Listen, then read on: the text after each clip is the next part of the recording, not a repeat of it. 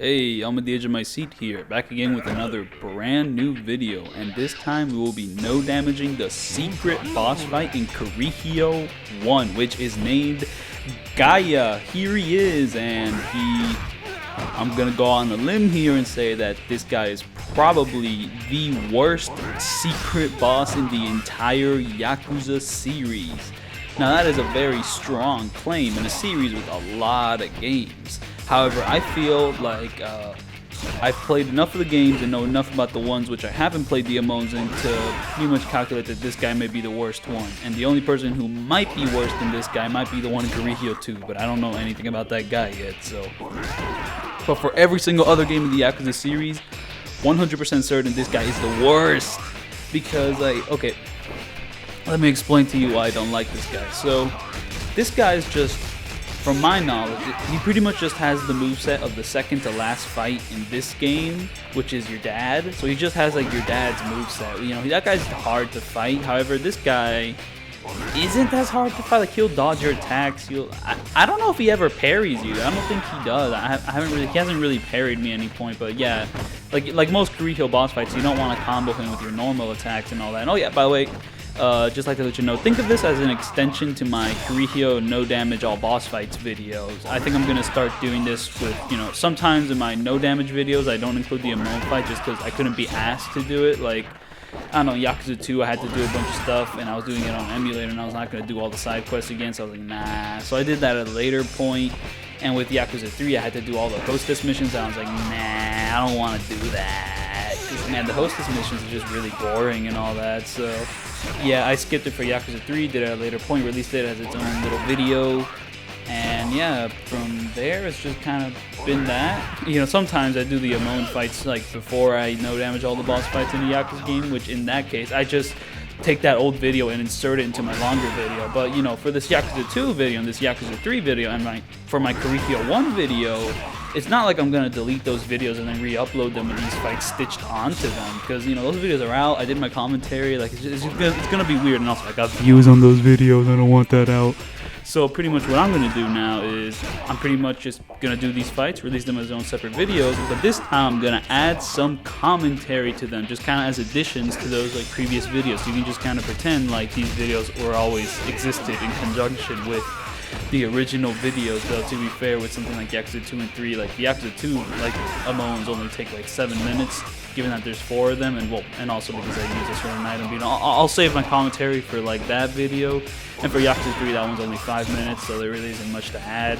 But yeah, however, this guy, as you can see here, is 30 minutes long, and believe me, this guy doesn't have any funny phases. He's pretty much just the same guy for 30 minutes, and my strategy here is rather unique. I'll get into it, but wait, so I was saying that this guy was garbage compared to like all the other modes, and also how this commentary is going to be in addition to the Kurohyou 1 thing. So this guy being garbage, so yeah, he just has like a boss fight moveset, but he pretty much just acts like a normal enemy.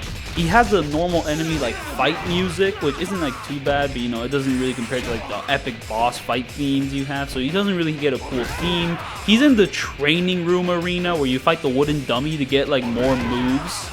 And like, you know, this arena kind of sucks because it's just like, it's weird, it's tight, it has like weird corners and you get clipped sometimes. Not a great arena for a fight. And also, this guy just has so much health.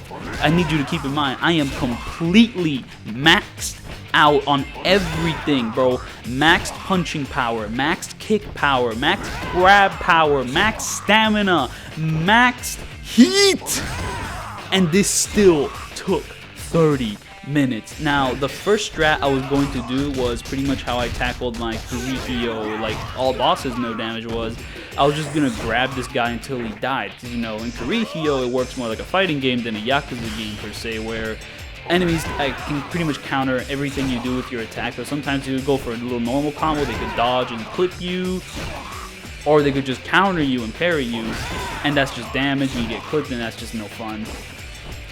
So yeah, pretty much like, you know, rely on grabs, do the heat move, and then just go from there. However, this guy, you know, he's not that hard. However, 30 minutes is a long time, and sooner or later, while you're, you know, cramping your hands around the PSP and your hands start to hurt, you're bound to make a mistake.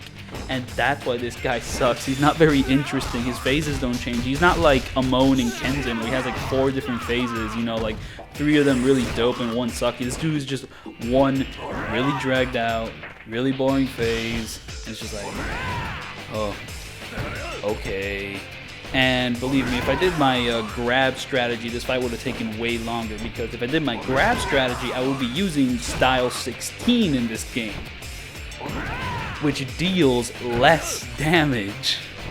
Because right now I'm using style 20 because I came up with a whole new strategy which is way more effective, and also I came upon it by random chance. Well, not exactly random chance, but nearly random chance.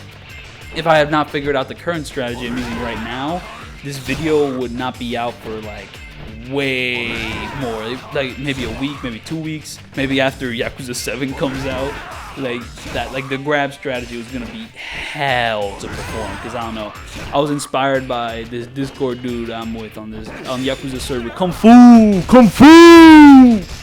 and he was trying to no damage this guy, and he suffered quite a bit. That dude's attempts was gonna be even longer.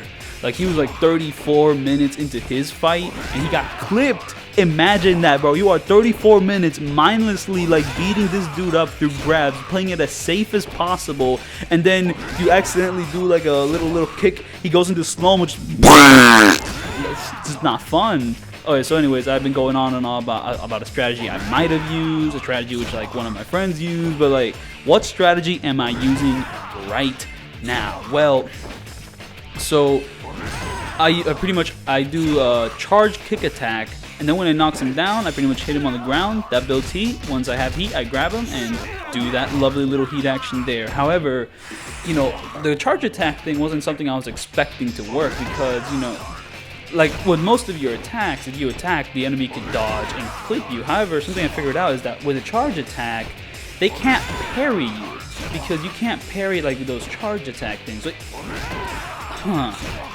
I'm not sure if that's true, because you can definitely parry the charge attacks which the boss fights do against you, but maybe the boss fights can't parry the attacks you do against them. And well, given that I did this entire fight with the charge attacks and did not get parried a single time, then yeah, I'm going to go on a limb here and say that your charge attacks cannot be parried, but you can definitely parry the charge attacks at boss fights, or because if you can't, then I wouldn't have been able to no damage the final boss fight of this game.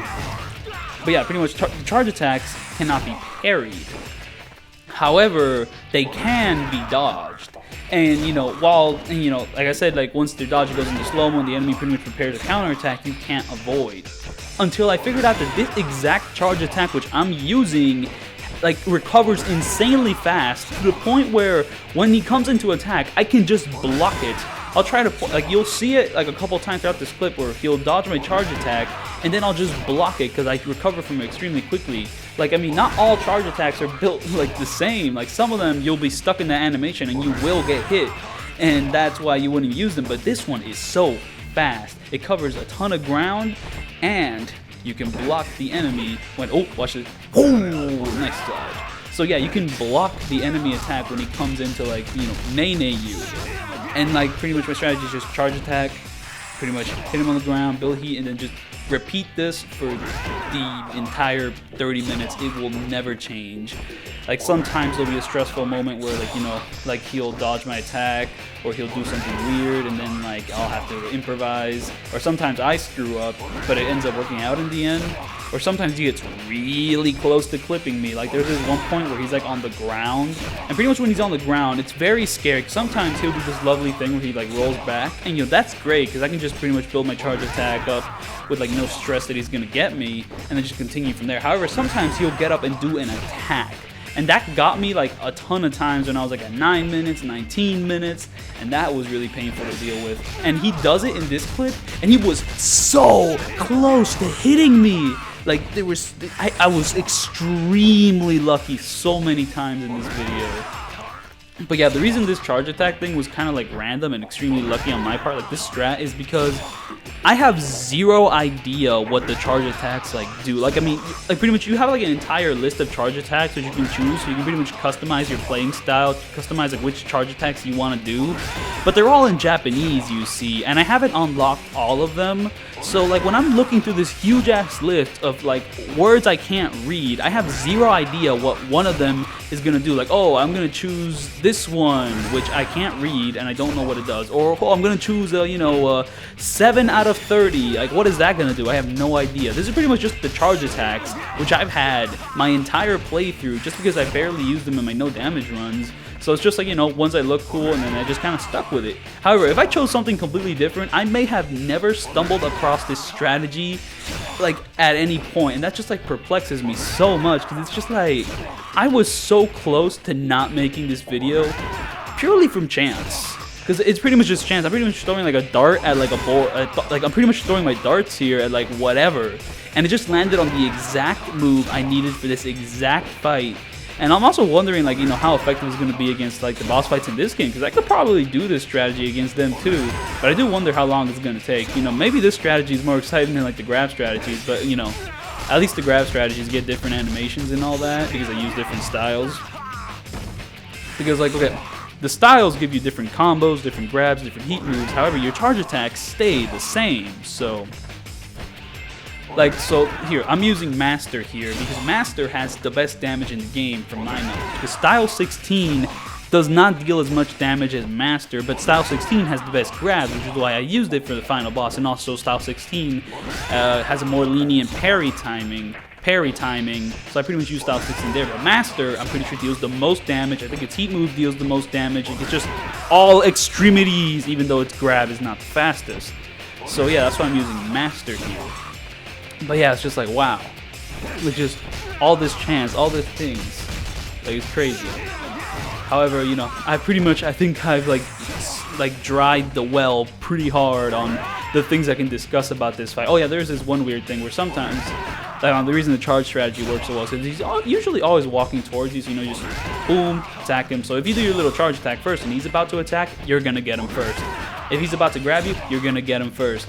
And it's just like, just kind of keep doing that. That's why it's so effective. So you just kind of keep cornering there. But you want to build some distance. You charge it and then release it, and it's all good. But sometimes he'll go into a corner and taunt, and he can pretty much enter, blue heat, yellow heat, and red heat. So pretty much this affects if you're trying to go for a grab strategy. However, if you're trying to go for a charge attack strategy, these heat colors don't mean anything. Oh, look at that! Boom! I can just block it, dodge, go for the charge attack combo again. Now that could be a little hasty. That could be a little like dicey because if you don't like space yourself out, if you don't space yourself effectively, you're not gonna have enough space to go for your little charge attacks. So, definitely watch out there. But yeah, so yeah, this guy can taunt, and when he's taunting, you can like go in for a little quick attack, but it could be a bit dicey because like the way I usually do is just pretty much a dodge attack forward, but like sometimes dodging away from him, he might attack you in the middle of that, and that'll be crazy. Look at that, whoosh. Very nice. But yeah, it's like he can taunt, build up his heat that way. However, at a certain damage threshold, he'll just get blue heat, and that's pretty much like the minimum he's gonna get. However, with my charge attack strategy, when he dodges, he can build heat that way too. Thankfully, like him getting heat doesn't affect my strategy all that much, so thankfully it's not a big issue. But it is kind of a weird thing where he could either build heat by taunting, by pretty much dodging your attacks, or he'll just get the blue heat, which is like his minimum heat, at a certain damage threshold. I'm not sure if he gets yellow or red heat at a certain damage threshold. I don't know, and I don't want to find out. This is, I think, as much experimentation I'm going to do on this guy. But yeah, anyways, so this is a commentary video and all that, but I think I've pretty much dried the well on what I can discuss about this guy. There isn't that much to talk about. I could talk about like how lame he is and compared to Amon. Like Amon has a certain aesthetic, the sunglasses, the dark trench coats, that Matrix like type aesthetic. Well, this dude is just a guy in a tank top and some jeans. like really, you do all the side quests, you do all the hostess missions, which are really annoying, and this guy just shows up at the end like, oh hey, I'm the guy. Like, man, get out of here. This is pretty much just like a broke Saiji, like, man, come on. So yeah, anyways, but I actually prepared for this because I knew I wasn't going to be able to spend 30 minutes talking about this boring ass guy. So I've actually, I got you for about 15 minutes where I talk about some things which are not related to Yakuza. So I don't know, first up, I kind of wanted to discuss Everywhere at the End of Time by the Caretaker, aka Leland Kirby. So this is pretty much this is a 6-part, like, kind of like musical odyssey, kind of depicting depicting the process of dementia and how that pretty much affects a person's mind. And it pretty much depicts that just by taking like old melodies, old songs, and using them as like motifs later on as he slowly like degrades them into this like noisy, horrific like soundscape. And it's definitely, and this album's definitely been picking up some steam in the sense that more people are starting to know about it, listen to it, and later be emotionally impacted by it, myself included. This was a really powerful experience. Like, I don't know, the more I think about it, just a lot of really clever things about it. And I mean, there's definitely a ton of YouTube videos that have discussed like how like clever all the little motifs and reuses and like the sound mixing is. But I don't know, one element I kind of want to discuss, which I haven't really seen too many YouTube videos, is probably because it's a pretty subjective topic, is probably, and I was just thinking about how stage 1, like the way it remixes the songs, really isn't all that different from the songs itself. Because I actually went and re-listened to some of the original songs in the first stage of the project, and they're really not all that different. So I don't know, like I guess someone's like, you could take a pretty cynical look at that and say, well, what's the difference between them? You just add a crackling noise and maybe slow down some of the songs. Like, wow, what a great art project. But I don't know. But then I started to look at it more in the context of the entire project. And well, okay, let me look up the exact time frames of this. But the first stage of the project doesn't take that long in the context of the whole project. Like the entire project is 6 hours and 30 minutes, which the first stage only takes about 40 minutes in the context of that entire thing. So while those first 40 minutes could be a bit derivative of the original songs, I think it's setting like a basis, like a pretty much a base for what the rest of the album is.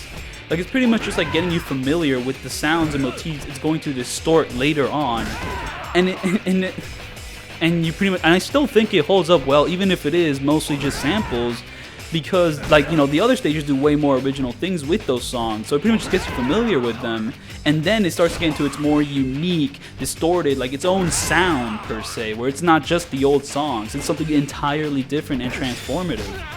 Like stage 2, like the way it transforms it is by being a bit more mellow and, well, depressive. Stage 3 starts to dive more into the noisy sound of stage like 4, while still holding some of the more upbeat, like nostalgic melodies of the past, but something is, well, clearly wrong by stage 3. And I think stage 3 is definitely one of the more, it might be the most enjoyable like stage out of all of them, just because it's just the most colorful. It's like the best of both worlds between the two albums. But something to keep in mind is that stage 2 starts at 41 minutes and ends at 1 hour and 19 minutes. I can't do math. Hold on, let me count that. So that's about like 39 minutes, 40 minutes. So yeah, again, 40 minutes here, 40 minutes here. Stage 3 takes about 40 minutes as well. So these like 3 stages, which sound the most reminiscent of those songs, like are pretty short in the context of the rest of the piece. Now we have stage 4, 5, and 6, which are pretty much the rest of the album. 4 hours of this oppressive, droning beats where you start to slowly forget the motifs. You slowly hear them, but as you go on, you can barely recognize like where the songs are. Like these like nostalgic songs you were exposed to in the first stage just slowly go away, and you're just like oppressed by this horrific like future. And that's pretty much like, and I think that's really great because the album has an original sound. It's not just like banking off the success of like the nostalgic like old songs, or like, you know, hanking on nostalgia. It is something original, it is something new, and it is all part of the experience. And I think it's just really wonderful, because I don't know, even if you are cynical about like old songs and nostalgia, I think like the album is doing a ton to stay fresh and original. And, you know, I mean, I'm also kind of skipping over how it is a really like depressive album. Like, you know, if you're in a bad place, I wouldn't recommend listening to it. And if you are going to listen to it, I recommend listening to it in one go, just because the experience is a lot better that way. But yeah, there's plenty of videos that discuss this album in greater depth. and I do recommend watching some. But yeah, this album is great, and while it is a shame that some of this album's popularity might be picking up just because people are doing like these weird ass like creepypasta like challenges, like, oh, don't listen to this album, like it'll appear in your house and kill you, like it's getting the popularity from that and all, and that's stupid. But I think on its own, it is really a great piece of art that I think everyone should experience at one point in their lives if they're ready for it. So yeah, moving on. I'd like to talk about a little film I watched for my film class called Tarnation, directed by Jonathan Coete. I don't know how to pronounce that last name. But yeah, anyways, this is another film that's pretty artsy in the sense that, I mean, I learned about it in art school and all that. But yeah, I think it was also pretty great, but it's a very unique film. It came out in 2003. It has a budget of $218 or USD, whatever that means. So yeah, it's extremely cheap, and it was edited on iMovie. However, I also think it's, like, from what I've seen, I think it's probably one of the most influential films I've ever seen, because I believe like a ton of like meme culture might have taken from it, just because like the editing style is just so synonymous with a lot of like those memes that are kind of like scary or whatever. Like the really like spooky like memes. I think it took a ton from this movie. This movie just has such like a weird, creepy style. Like a lot of the footage is like really, like, the color correcting is extremely harsh and garish. But yeah, the main story is like really maddening.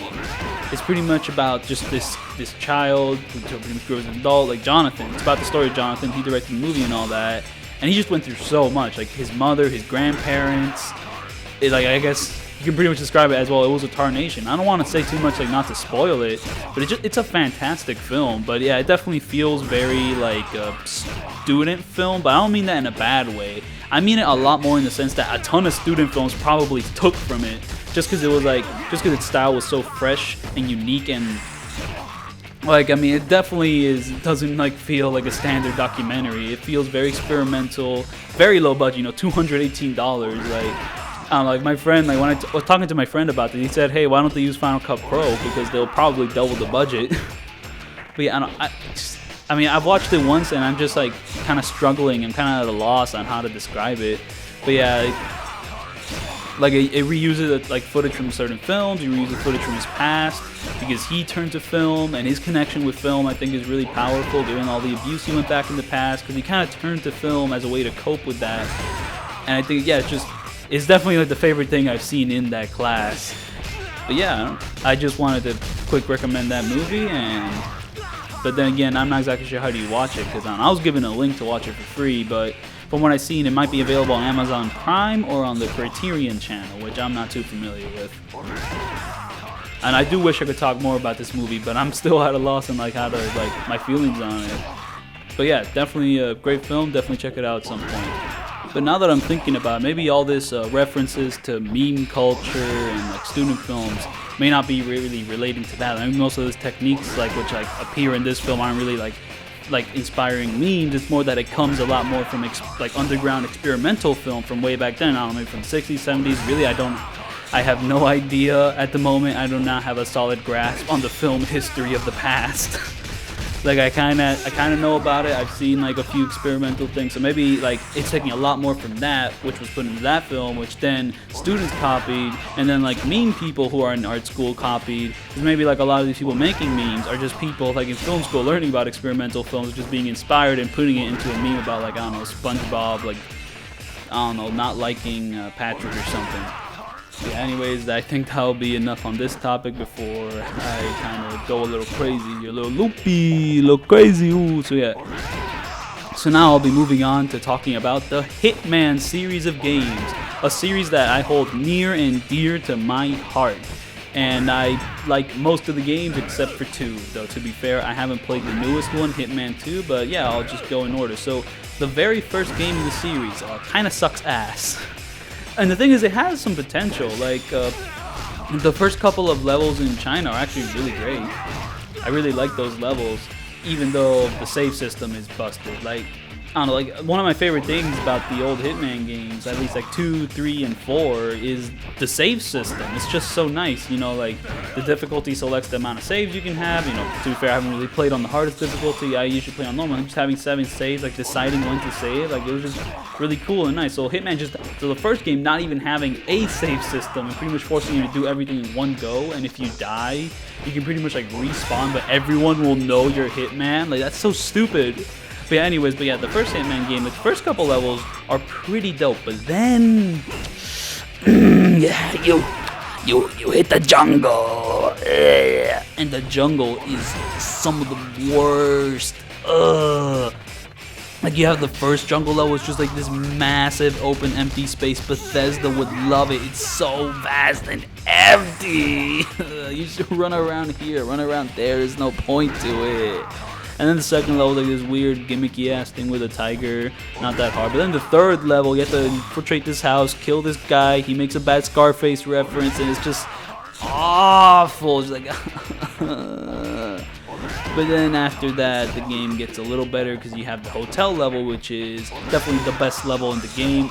To be fair, I don't exactly remember that. I don't remember if you immediately do the hotel level, but yeah, the hotel level in the first Hitman game is its shining achievement. It's a fantastic level. Like, even only having one save, it was a very enjoyable experience to go through, like, figure out. Dope ass level. But then you have the stuff at the docks, and you're just kind of like, okay. And then you have, like, the one weird-ass level where there's snipers on the roof of the dock, and that level's horrible. And then at a certain point, I turned on God mode and breezed through the rest of the game because I was not dealing with that. Just, yeah, overall, kind of an ass game, but definitely showed a ton of potential. Potential which the second game completely capitalized on. I love the second game, even though it still has some pretty horrible stuff in it, too. But, yeah, the second game is just so amazing. Okay, I guess one thing I forgot to mention about Hitman is that I don't think people talk enough about the music. The music sets the tone so well. Even in the first Hitman game, the music was fantastic. Those jungle levels, which are complete ass, have this amazing theme that makes them feel so dope. But, you know, the level's ass and all that, you know, shame about that, but the music's amazing. And it continues into Hitman 2. Like, I will say that overall, I like the first Hitman game soundtrack better than 2. The 2 has just this epic orchestral score, and I don't know, Hitman 2 has this great little, like, thematic thing. You know, it's like the return of the Hitman, because, you know, he's taking a break from the business after 1, and, you know, he just kind of break, but now he's come back, and, you know, he's gonna do more stuff, and the score is just epic, and the orchestra just, you know, boom, magnificent in scale. Yeah, like the second Hitman, it adds the save system. The levels actually, like, feel more cohesive, even though they can still be pretty big, which I don't mind all at all. But yeah, you have a map system where the enemy dots actually move. I love the map system in the Hitman games too, where you just kind of open it up, you see everyone, you see your targets, just like, just planning. Nice. And yeah, just like Hitman 2 is just a wonderful game, though I will say it can be a little brutal at times. Like the very first level, like the AI will just kill you even if you have a disguise. Though I still love that first level because that like doesn't like that music is amazing. It just sets the tone beautifully, and it's just such a like it's a great ass level. And then you get to levels in Russia, which are alright. Then you get to levels in Japan, which suck ass. Like, the first one is insanely difficult for no reason. Like, it's just like, man, come on. Then you get to the snow levels, which are the worst levels in the game, bar none. Horrible levels. And then you get to the final level in Japan, which is pretty dope. And then you get to the levels in, I forget where, the sand. And those levels are okay. I don't know, they're really not all that notable. And then after that, like, yeah, like, the game just kind of peters on from there. Like, you know, pretty alright levels, you know, good, like decent, nothing all that bad, until you get to the finale where you pretty much get into a huge gunfight. And yeah, not a fan of that. Like the first game had a really awful like gunfight thing, though to be fair, I was playing on God mode, so you know, man, don't do that to me. But yeah, in the second game you have a big like gun face off, and I did not like that at all. But so anyways, you get the contracts. And it's pretty much just Hitman 2, but better, though, to be fair, there is a few things which I'm not that big on. Like, they're pretty much remaking a ton of levels from Hitman 1, though I do wish they invested more in the original level, because the original levels and contracts are amazing. You got, like, the meat locker, the great atmosphere. You got the manor house, the level in Russian snow, it's just like, oh man, so many dope levels. To be fair, the recreations of the first Hitman levels aren't all that bad. You know, pretty dope. And contrast is this amazing, oppressive atmosphere. The soundtrack has gone away from like the epic and orchestral score to the like, it's just, it's a completely different sound, but it totally fits this game as, like, you know, like Agent 47, he's just hallucinating his ass off over all these different things happening in the game, and it's just like a great atmosphere. Like, story-wise, I mean, I don't know if it's a great story, but it's told really well, and it was really engaging. And oh man, the video ran out before I could discuss the other games in the series, like Blood Money and Absolution. I don't know, maybe that's for the better. Maybe I'll leave that for another video, but yeah, I no damaged Gaia here, and here we have the homies congratulating us, even though I think I have punched every single person in the circle. But yeah, that's that, and I guess I'll be seeing y'all in the next video. Next up, I'm going to be trying to no damage Judgment, because, well, I was gonna try to like do a fun little thing where I try to no damage these games in order, but you know, Yakuza 7 is gonna come out in like 2 weeks, 3 weeks, and once that game comes, I'm gonna be all over that. So I don't want to get into something and then immediately go to something else and leave it out to dry, because I'm probably gonna forget about it by then. So I kind of want to do something a little more quick, and I already got Judgment set up. So next up, I'm gonna be no damaging Judge Eyes, also known as Judgment in the West. And yes, you'll be seeing an old friend in the playthrough, so we'll go from there.